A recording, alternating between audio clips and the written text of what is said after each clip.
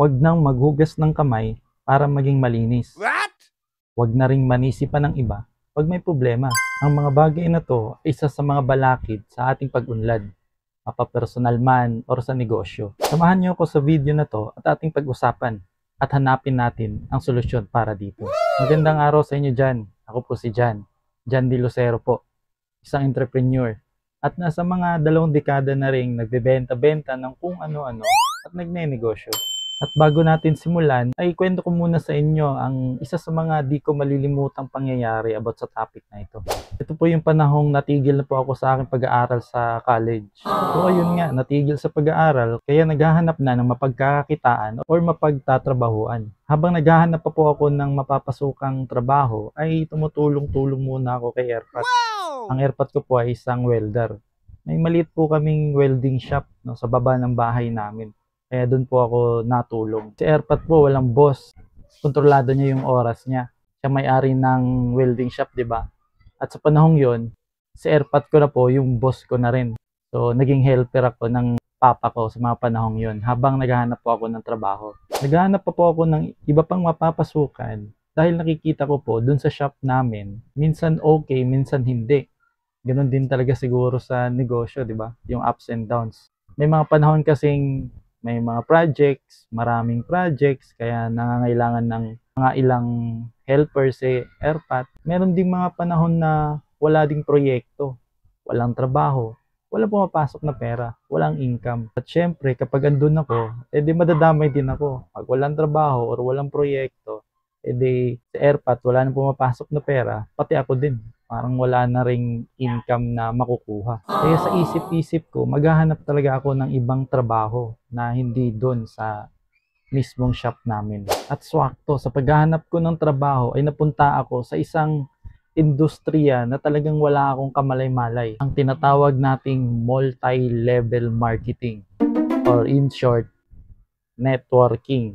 I'm not against networking. Actually, mahal na mahal ko po ang industriyang ito. Ang dami ko pong natutunan dito. Ang laking tulong po na napadpad ako dito. Ito kasi sa industriyang ito, free and unlimited ang trainings. Talagang makakatulong sa personalidad or dun sa mga bagay na gagawin mo sa industriyang ito. Aside sa mga free trainings na ibinibigay ng kumpanya, may mga special trainings din na paid or may bayad. At ito na nga, napasali ako sa isang very special training. May registration fee ito. 3 days, 2 nights. Kasama ko dito as participants ang iba't ibang leaders or mga top performing distributors sa company namin. At ang galing din ng speaker or facilitator ng training namin.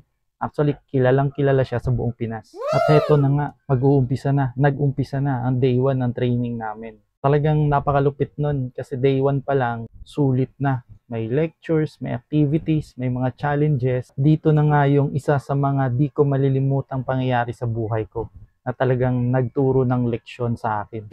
Day 1 ng training, naibigay na yung first activity or first challenge sa grupo namin, kaming lahat ng mga participants. Mga around 40 to 50 yata kami nun. At binigyan kami ng break, parang ihi break or CR break. So nagsipuntahan yung mga iba sa CR, iba naman naiwan sa room. At syempre, medyo magkakilala na rin kayo, isang company lang kayo.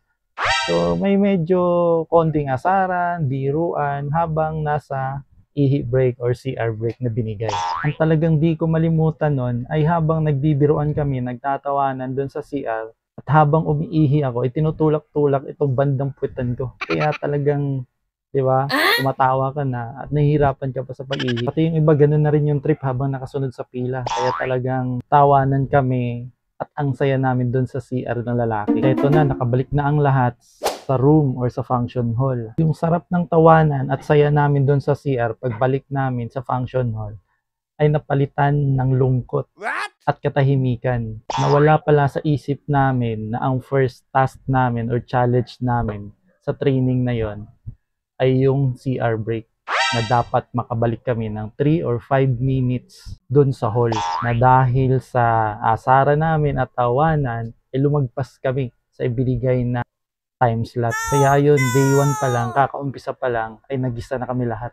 At habang pinag-uusapan namin ang pangyayaring yon ay natanong ako ng aming facilitator kung bakit or ano ang nangyari. Actually, iilan kaming tinanong kung bakit kami nahuli sa pagbalik dun sa hall.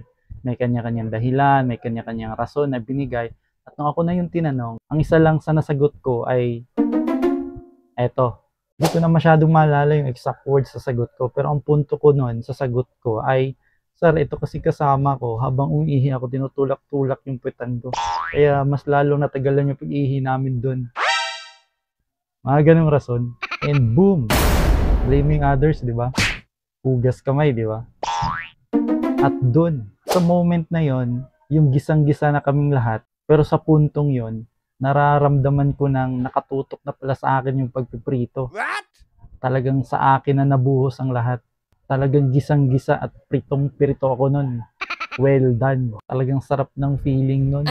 Yung tunaw na tunaw ka na halos di mo na kayang tumingin sa lahat. Grabe, talagang nakakahiya. Ulaw kayo. Pero naging kapaki-pakinabang sa akin yung pangyayaring yun. Ang laking leksyon, ang laking aral ang binigay sa akin at ang laking tulong. Kaya pag-usapan natin ang bagay na ito, mga kapaki, yung paghuhugas kamay at blaming others. Ano yung mga posibleng di magandang epekto nito sa atin at paano natin to masusolusyonan. Personally, dapat nating malaman o dapat tayong maging aware kung naging gawain ba natin to. May mga ibang tao kasi na hindi nila namamalayan na ito'y naging kasanayan na nila. Kaya hindi na sila natututo.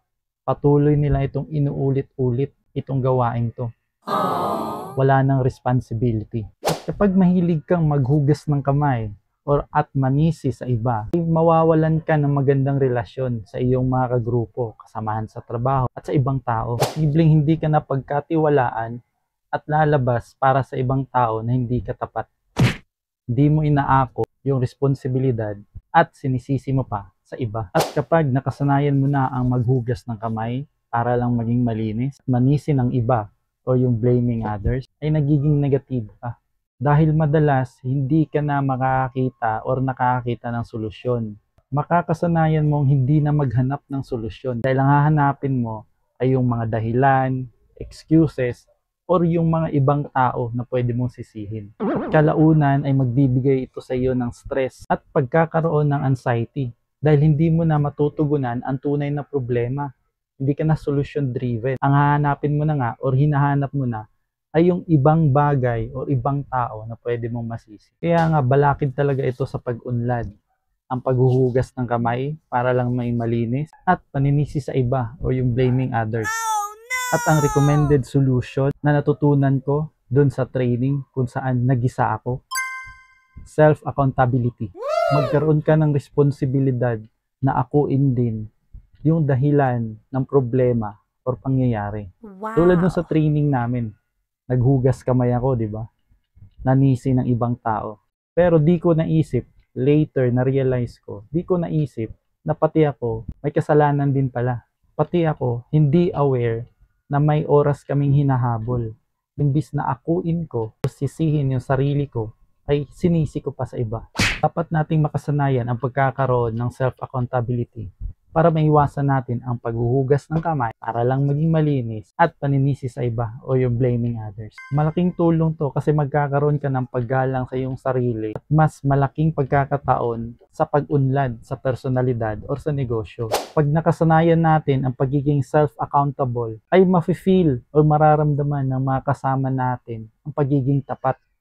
Yung inaamin natin ang pagkakamali natin, inaako natin yung kasalanan natin, kaya nakukuha natin yung tiwala at magandang relasyon sa mga kasamahan natin at sa ibang tao. Isa lang po ito sa mga proven and tested na solusyon para sa di magandang katangian na ito. Kung meron ba po kayong suggestions, just comment down below para po makatulong para sa ibang kapaki natin. Naniniwala po kasi ako na ang paghuhugas ng kamay para lang maging malinis at ang paninisi ng ibang tao o yung blaming others ay isa din sa mga balakid sa ating tagumpay o pag-unlad sa buhay, sa personal man o sa negosyo. Kaya kailangan po natin itong matanggal sa nakasanayan natin. Ang kalaban lang naman natin dito ay yung di natin namamalayan na paulit-ulit na pala natin ginagawa itong mga hindi magagandang gawain na madalas na dahilan ng ating pagbagsak na sa hulihan na natin nararamdaman at nauunawaan. Ika nga nila, nasa huli ang pagsisisi, di ba? Kaya samahan niyo po kami ng ating mga kapaki sa ating community at magtulungan na imulat ang iilan sa mga di magaganda or di epektibong gawain at hanapan ito ng solusyon. Gamitin po natin ang iba't ibang paraan, social media, iba't ibang platforms para magbigay ng inspirasyon, motibasyon at kapaki-pakinabang na ambag sa ating kapwa. You can join our Facebook group, ang Kapaki-Pakinabang na Tambayan, mga kapaki. You can share your thoughts, stories, videos, contents na magbibigay tulong sa ating mga kapaki sa Facebook group na ito. Gawin nating kapaki-pakinabang ang ating mga galaw sa araw-araw. And for more kapaki-pakinabang na videos and contents, you may follow Jan De Lucero sa YouTube, Instagram, TikTok, and Facebook. Sana'y okay kayo dyan, maging okay kayo dyan. Again, ito po si Jan. Daghang salamat.